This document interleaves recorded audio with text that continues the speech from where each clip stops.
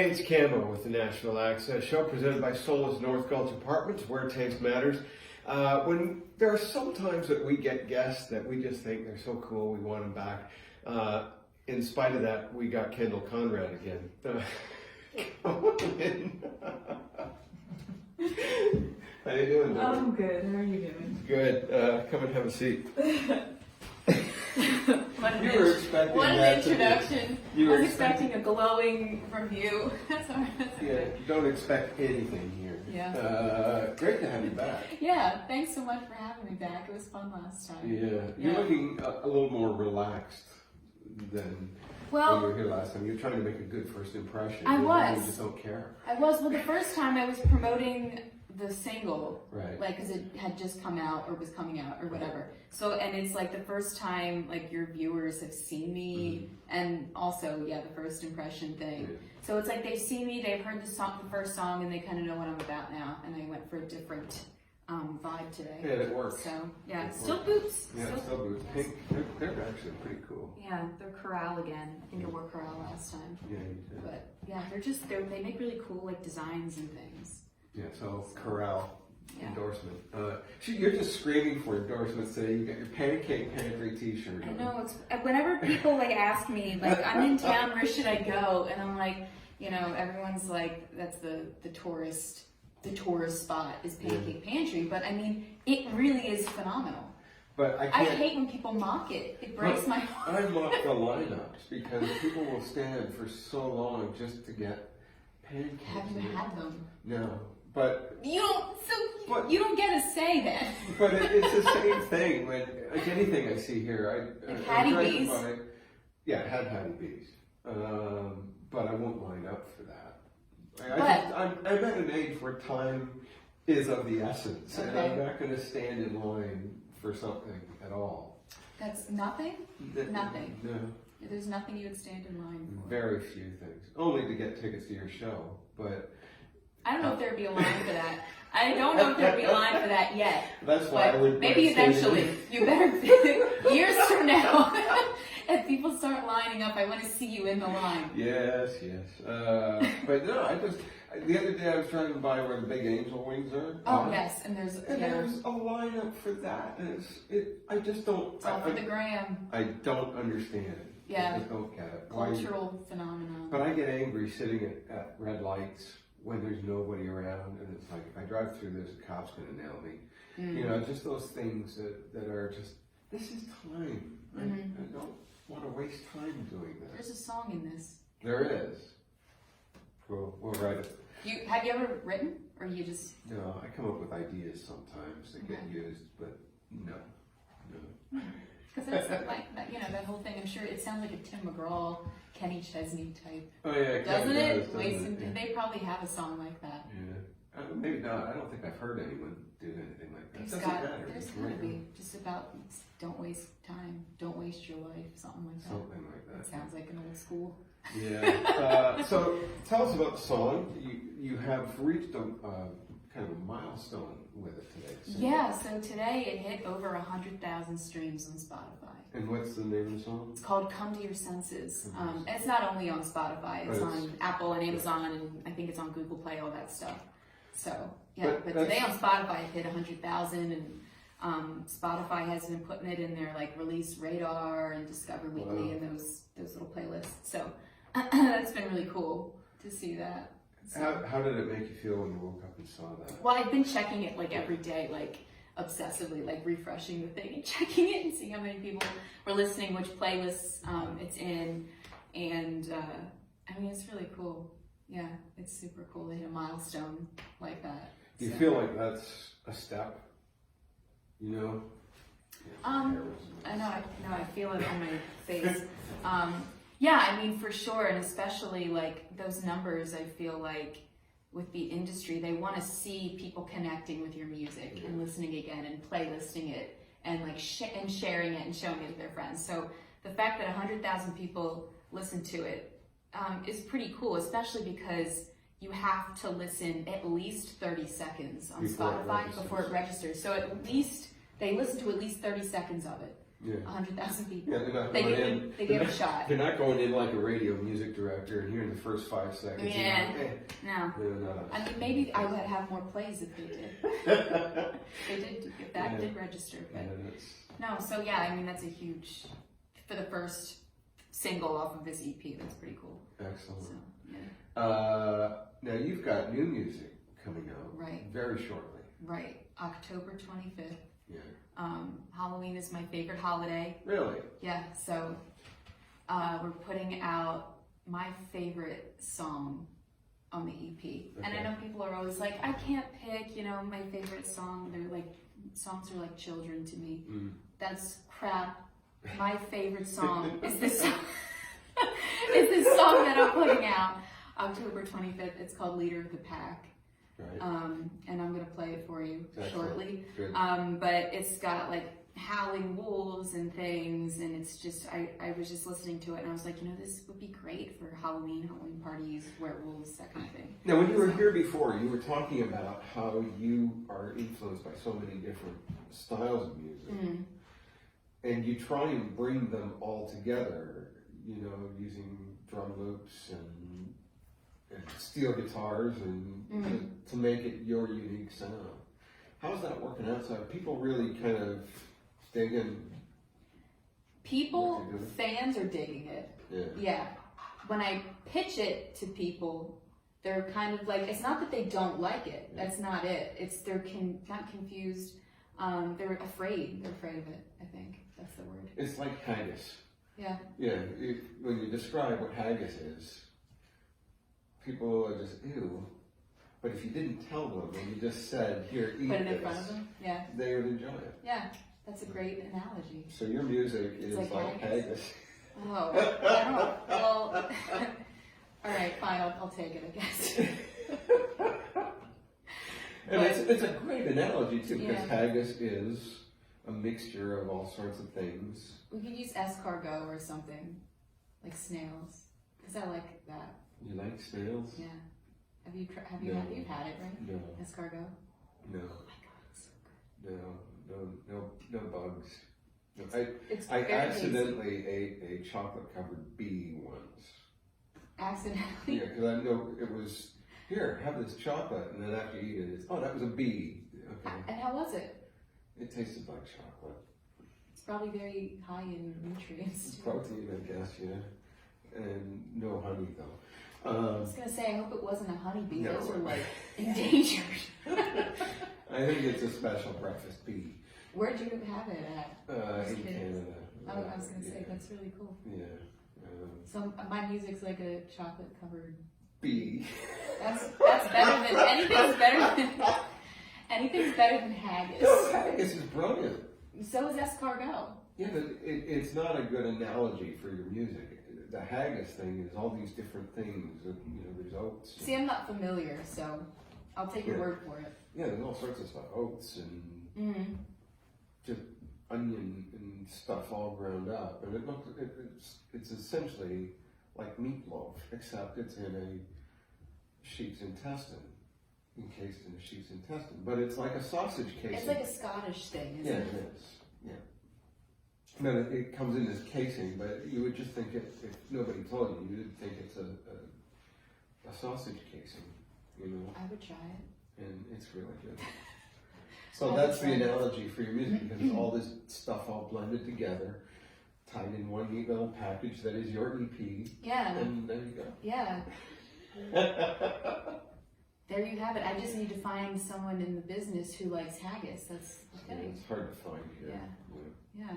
So I mean, they're out there. So I just gotta keep digging for it. That's keep right. plugging away. So you're still splitting your time kind of between here and Connecticut, right? Pennsylvania. Pennsylvania. Same thing. Yeah. I fly back tomorrow for a gig. Yeah, in Pennsylvania. Yes. Now I've been seeing some of these gigs you're doing, and you come out wearing these incredibly sparkly, and they look great. Thanks. Thank you.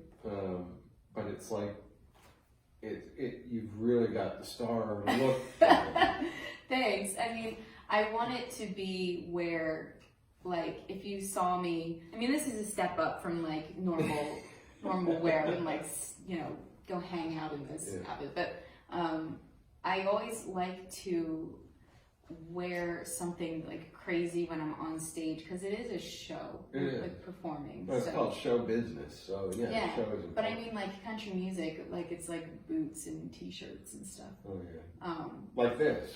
Yeah, actually, I could technically like go on stage. I could do like I've like the big artists, like the Luke Bryans, and that's their whole look. It's that relatable boots and backwards hat, ball cap. So technically, I could do Madison Square Garden in this. I mean, because country is down home, relatable. But there's a thing too where, and I think it was Gene Simmons that said it, Gene Simmons from Kiss, and he said, why is rap and hip hop so big and proper rock and roll doesn't get the notice anymore? He said, because the rap and hip hop guys are dressing like rock stars. It's all flash and it's show. And that's what rock was, a show.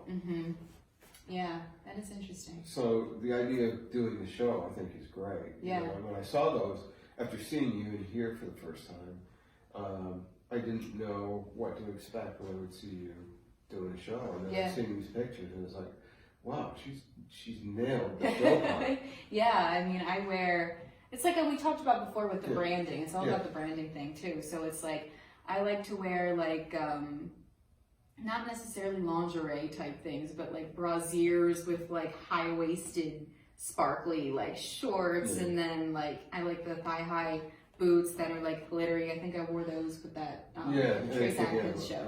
And like so I like to do that kind of thing. And then for theaters, when I book those shows, I still love that leather and lace combo too. I like just lace, so I'll wear something more like formal, like a lacy dress, but then like crazy boots and like pair weird things together. So I mean, it's an extension of my music is what I look like. Like everything that I wear for those big shows, it's like I really thought out that outfit. It's not, I didn't like just slap it together. I'm like, okay, so this is the venue, this is like the age group, this is, know what the vibe is. It's outside. I don't want to wear like a sweater, so I better wear a long sleeve because it's going to get cold at night, like that kind of thing. So it's, I think about it. I like that you understand the difference between playing a theater and a big show, because the glitter sparkly thing doesn't really fit in a theater setting. Also, you don't need it. No. Because it's really for like the Trace Atkins show. I think there was close to, if not 2,000 people there. And it's like there are people way in the back, like, just hanging out, or like they brought their chairs or their blankets or whatever. And it's really the super glittery stuff. It's like you can see you can see exactly what I'm doing because it's so eye-catching. So I wouldn't think to wear that in the theater because the theaters are smaller. You don't really need to, everyone can see me pretty well. So I'll wear something maybe with a more intricate like pattern that wouldn't be appreciated at a big show because you can't see it. Right. So and it's makeup too. You have to do your makeup bigger for a bigger. I really layer that on. We were seeing Celine Dion when she did the carpool karaoke, and it was really obvious she had just come. She was either going to go do a show or she'd just come out of doing a show, because the makeup was, it was caked on to start with, but it was really, really exaggerated. Like defined. I mean, it looks great from, because it's strange, even like for men, they wear some like foundation and some makeup, and I've seen eyeliner and like stuff like that just because you can't see. You can't see. Any facial definition gets expressions, lost. You lose it. You don't have to look like the Joker. No. But but that's why you pay people the big bucks to do fancy makeup, which I'm not at that point yet. You're getting it. But half of the thing is that you get that and you understand that. It's a lot. Rising artists in a lot of cases don't get that. The only thing about the overdoing the makeup thing is Sometimes when it's hot and sweaty, Oh, yeah. like by the when you're doing the meet and greet, some meet and greet photos that people tag me in, it's like, oh my god, look at my makeup like melted off. It looks like I'm wearing nothing. Yeah, you look like you're a melting candle. Yeah, and it's like all the like tricks and things This that is doesn't preparing work. you for age. Yeah, it's like that's what it looked like with nothing. It's frightening. It's like, oh god, and then like your hair's like flat, and it looks like you just like half got out of the shower. You look like Alanis Morissette. Oh yeah. People ask That's me. unkind. I'm sorry. Alanis Morissette's cool. That's her look though. Yeah, it is. It's like I love how like each artist's thing that kind of blew up, like they had a brand. They had a very specific brand. Well, yeah, and you go back to somebody like Kiss when they did the Unmasked album, and it's like, we like the makeup, we like the bigness, we like the brand. You're no longer the brand if you just change come it. out and do stuff the way everybody else is doing. Yeah. Well, it's hard now. I think with pop and country and all of it, it's all kind of doesn't stray from that middle line very far. Like there's no, and then if you are, you're not really getting commercial. Not even talking radio. I mean, just commercial press. Yeah. It's hard to get that Well, unless suddenly you're nominated for a Grammy in one of those folk. Then suddenly I'm hearing about these artists that are great. Yeah. And they're getting pressed just because they're nominated for the Grammy. Well, look at Maren Morris. I mean, she started to get a lot of backlash because she dresses skimpily. Skimpily, anyway. But she shows a lot of skin, and so there's been a certain amount of backlash from the more conservative elements of country music, saying, "Why are you doing this?" And it's like it's show business, and I don't mean show skin, but it's show. Right. You know, you've got to do something to get people's attention. I also think that younger fan base, it's like, again, Marin does a lot, or did, or will do a lot of those festivals, Stagecoach and all that, and it's like, it's really hot. Again, and like your audience, you're singing to that younger audience, they're all in Daisy Dukes and crop tops and whatever, and I mean, you look like, and she's not 40. So it's like, yeah, I agree with you. It's still tasteful. I've never really seen her in anything that I thought was like, whoa, what are you doing? I mean, again, it's all within brand. And there would be more conservative elements of country music that would see the way you dress for a big show and say, I don't think so. You know, but even though like you're not the audience. So. Who was it? Rhinestone Cowboy. And Ronnie Millsap and all that. They wore. You know, it's not. I'm not the first one to do it. The men were doing it. Well, Ronnie didn't wear the short shorts and knee high. No, but he was in like. He was in. Oh, tons of sequence. Yeah. I saw him in. I think it was 1974. Was he well all before glitter bowl? Every stage show picture that I see of him that they at least that the press uses online for articles and things. For the time, it was very visual because and the irony was that Ronnie was blind and still is, but you know, so it was a very visual show designed to get your visual attention. So it was cool. Yeah, and I thought it was cute that I saw Florida Georgia Line in Vegas, and Mason On Ramsey. purpose? Yes. Okay. I have a thing. With Florida Georgia Line? Yeah. I love them. Yeah, I don't deny their talent, their songwriting talent, but Begrudgingly. I would, just because I don't get it doesn't mean it's bad.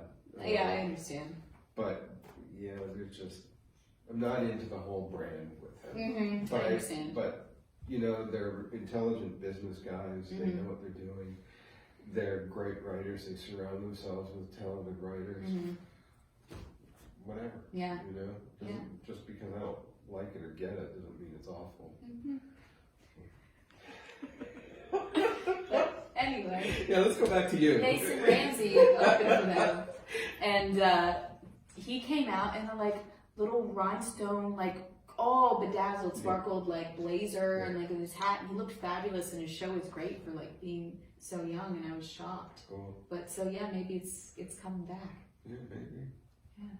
Cool. You're like, You want to do a song and redeem yourself? Sure. Should I could do the one that's out right now, and I can end with the next single.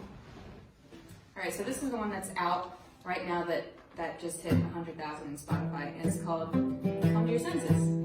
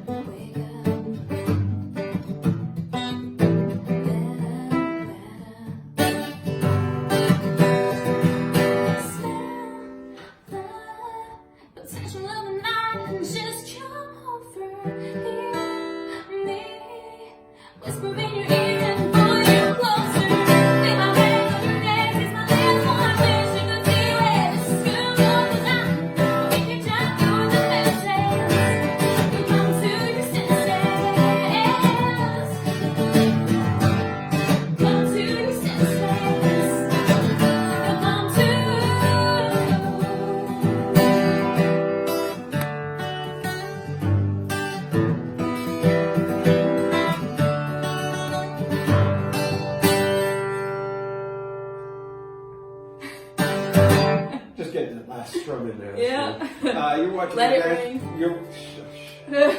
You're watching the Nashville Access Show with Camo, my special guest, Kendal Conrad.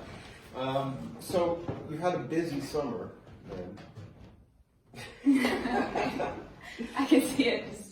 Okay. Yeah. You've had a busy summer? Yeah. I didn't get down to Nashville till like a week ago, like all summer. Just because I've had shows back home, like back to back to back, which is great. So I'm glad to be like back in town. I felt like I was missing out. Yeah, I follow your on your fan page. I'm just seeing you've had so many shows and stuff, which is good. Yeah, we talked about Trace Atkins. I was the sparkly glitter ball. I opened for Adam Joliak at the beach. Oh, neat. Yeah, New Jersey. Yeah. That was really cool. It's called Jenks Club. It sits on the beach, the like pavilion. Oh, cool. So it's not technically like a beach show. It's like on the boardwalk. Yeah. But that's always fun. That was a good time. And then I sang the anthem for the Mets at Citi Field. Yeah, that was pretty cool. I always get super nervous singing the anthem. The anthem, I mean, I wouldn't wish that on anyone because it's a hard song in the first place. You have to have incredible range and power to be able to do that. And if you start in the wrong place, I've done it. The high notes, you're screwed. You're totally screwed. I've done it, and you notice, like I never, when I start in the wrong key, it's never lower. No, it's always higher. It's always higher than it's supposed to be. And then about 8 bars into the song, you realize you're never going to hit that high note. You're done. No, and then it's either like, and this is all happening while it's going on, like mentally. I'm like, do I pull back on that? Do I gear up for it and just try and belt it? Like, do I try and do a softer thing? And I'm like, oh God. And then it's like, and the rockets, and here it comes, and I'm like, what's going to happen? I don't know. And it's like, it's all happening while, in real time. Yeah. So. Yeah, it's like the computer thing. They always do on TV, going on behind like the bionic eye. Yes. All these calculations. And It's like, and I thank God I've never, never yes, touch our bright there. I don't think we have anything wood. It looks. I said wood. Never mind. But yeah, thank God. They've always gone pretty well. So that was really fun. And they have an Emmy squared there, which I didn't know. Yeah, I was shocked. And I know that burger has been on the best burgers in Nashville list for ever. And it's called the Big Lamat or something like that. And they had it. Wow. They had it at the ballpark, and I was like, it's not Nashville. We're not in Nashville, but I'm going to try this burger, and it was fantastic. Nice. Yeah, they dip it in grease. Dip it in grease? The bun. Oh. They actually dip it in the grease, and so it's like, oh my God. I think it's all okay.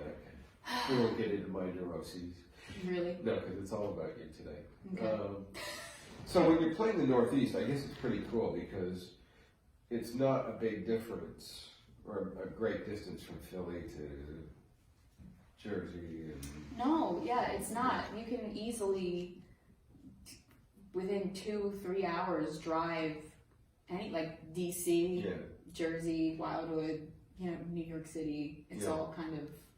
Pittsburgh is the only one that people act like is within distance of that, and it's about 6 hours to get to Pittsburgh. Yeah, and it's strange because it's still in state, but it's actually closer to get to DC, New York, Delaware, whatever. But so I can really get to some cool cities and big cities too. And your sound is probably a lot more accepted up there because of the more pop side of it than it is here, maybe. Or well, no, not the way Nashville is now. I'm not honestly, I don't know. Yeah. I have no idea. I just know that the people that come to hear me and my fan base and the people that come talk to me, actual fans, not industry people. Yeah. They all don't act like I'm doing anything crazy, which is fun. The fans don't. The fans get it, as they do with every artist. You're drawn to an artist for some reason, and it doesn't matter what they do. Because I was a little, I don't know if I ever sent this to you. I put out an EP 5-6 years ago that I recorded at Starstruck, and it was super country. Really? Yeah, and I think I don't know if I put out the other songs on it, but I put out the first single, Country Queen, and it was really country, and for a while it was that kind of straight pop country, just that bright kind of pop country sound. And so this whole EP is kind of dark. It's darker, and it feels more like me, it has an edge to it. And I like that. We had a guy in here just recently, James Cook, who's a Texas guy. He put out an album called Lullaby for the Rapture, and it's all about the world ending in Wichita Falls, Texas. Wow. And it's if you change the instrumentation, it would be a really heavy progressive rock album. But it's this acoustic Americana thing, and it is dark as hell. I love it. Yeah. I'm always drawn to that because I love metal and I love the really dark side of things. Yeah. I mean, stuff that makes people uncomfortable. Well, or think, or and so it's hard for me though, because I feel like what I look like is not that, but I feel dark and introspective and whatever. So people expect that kind of bright, early Taylor Swift, early Kelsey Ballerini, Dibs and that kind of thing. So people, when I do that, are like, oh, that makes sense. Yeah. With if you came out with black lipstick on and wore black all the time, and But see, it's I don't feel like that either. No. And that's cool. Though, So it's like, it's weird, yeah. But it works. I hope so. Yeah. Are you a geek? You know what's funny? I almost wore, my mom got me Kingdom Hearts. I don't know if you know what that is. No. It's a video game. Okay. It's my favorite I video haven't played game. a video game since Zaxxon in 1980. It's a phenomenal video game. Yeah. They just came out with a third one on PS4, which I don't own, so I'll have to buy a PS4 to play this game.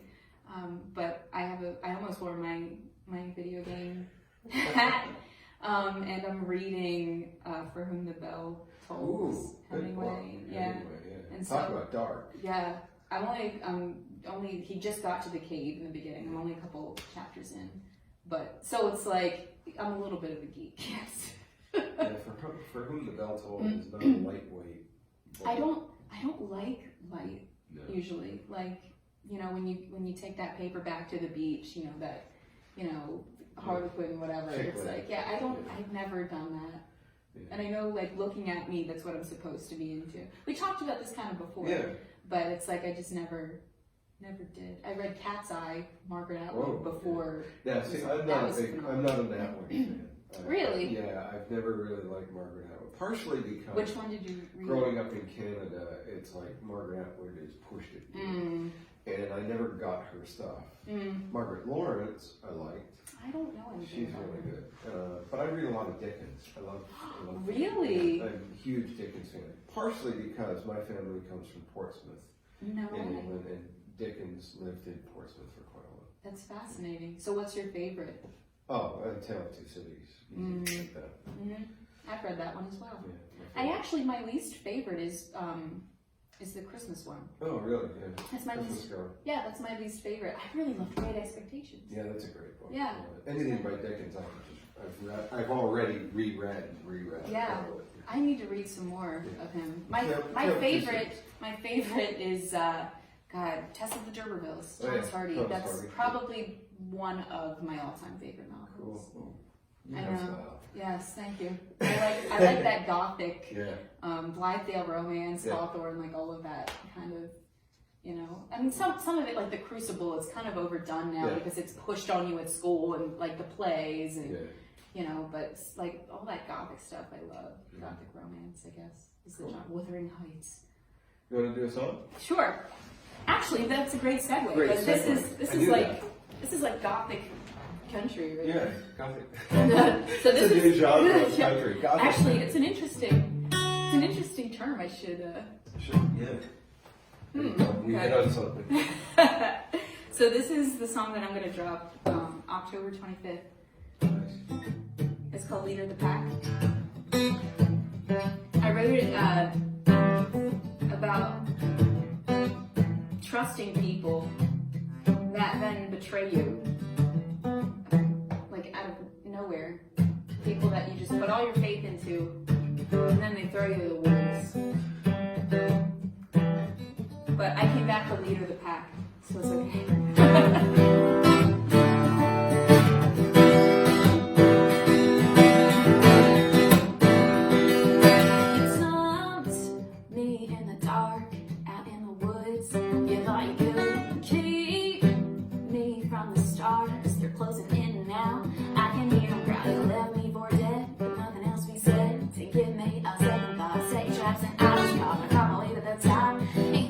Stop, touch you up and spew out and walk around and sing you down.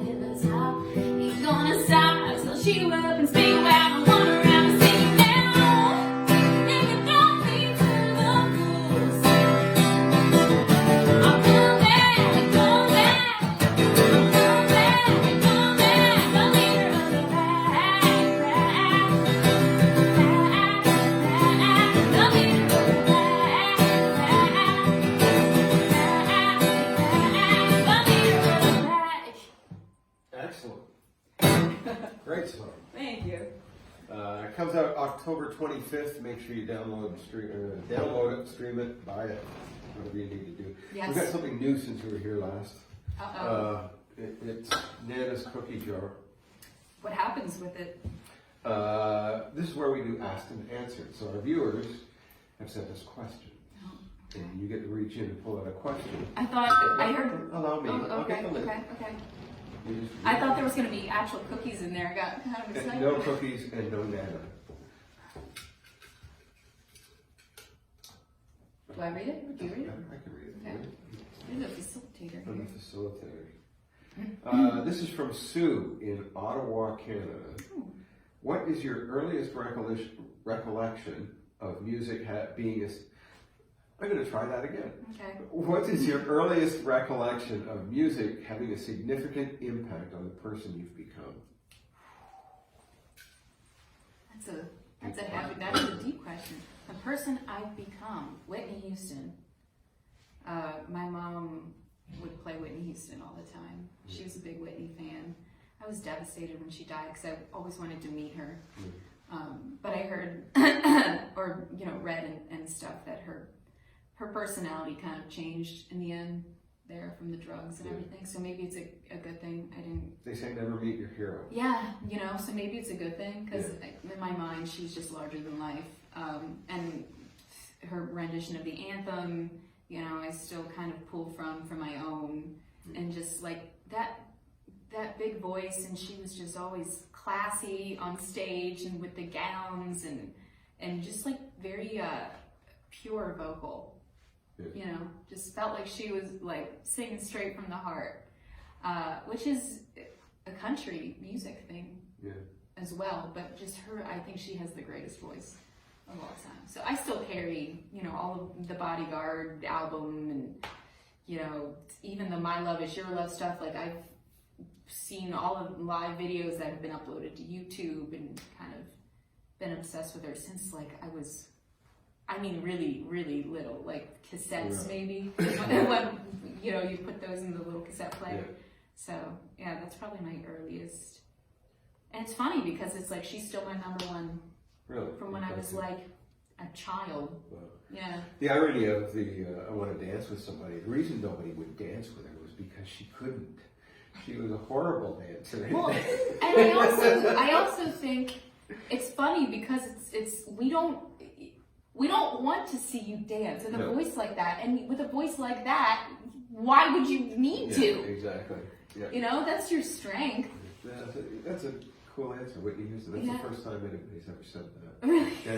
No, that's a good thing. That's cool. Being country, it's strange, but I just think her voice is pretty. In a country, moment way, I think Reba has a very pure country voice. Oh yeah. And kind of flipping to that genre, she's the my Whitney equivalent. That's how I want to say that. I feel like you. I can't talk this morning. The country equivalent to Whitney, I think, is Reba for me. With that pure, I've seen her do acoustic stuff, and it's just, it's like they're singing from their soul. Cool. And I always wanted to emulate that and do that. So. Thank you for your question, Sue. Thanks, Sue. If you'd like to have your question read to our incredible guests on Asked and Answered, just send us a message on Facebook and we'll put your question into Nana's Ugly Cookie Jar. I don't think it's that ugly. It's nasty. Well, maybe I shouldn't touch it then if it's that gross. I got it at Goodwill. I didn't wash it, so I'm assuming, there's nothing. Who knows? Someone could have eaten escargot before they touched that. No, Back to that, full circle. And on that note, hey, thanks for being here. Thanks for asking me, for having me on again. Oh, you're welcome Yeah. anytime. Yeah, I really appreciate it. Kendal Conrad, you can go find her on Spotify, Apple Music, anywhere good music is streamed or sold. And, yes, I'm on Instagram and all the things. I'll follow back.